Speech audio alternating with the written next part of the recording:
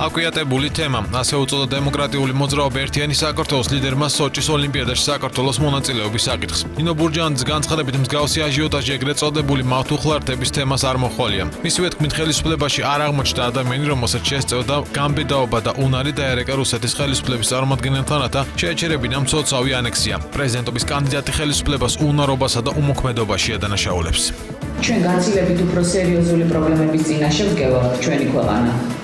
ვიდრე ეს აკვიატებული თემა, რომელიც მე ვფიქრობ, რომ ხელოვნურად იქნა ახლა წამოწეული. ეს თემა არ იქნებოდა საერთოდ ჩვენს ხელისუფლებას, რომ სწორი და ადეკვატური ნაბიჯები გადაერგა. მე არ მომისმენია პრაქტიკულად სამწუხაროდ ჩვენი ხელისუფლების წარმომადგენელთა ადეკვატური რეაგირება იმასთან დაკავშირებით, რომ საქართველოს ტერიტორია დე-ფაქტო ყოველდღიურად პატარავდება. ეს არის იმის ბრალი თუნდაც, რომ როდესაც დიდში პირველი ნაბიჯი გადაიდგა ამ მიმართულებით, ხელისუფლებამ რაიმე რეაგირება კი არ გააკეთა, საყოველთაო სიმშვიდისაკენ მოგვიწოდა.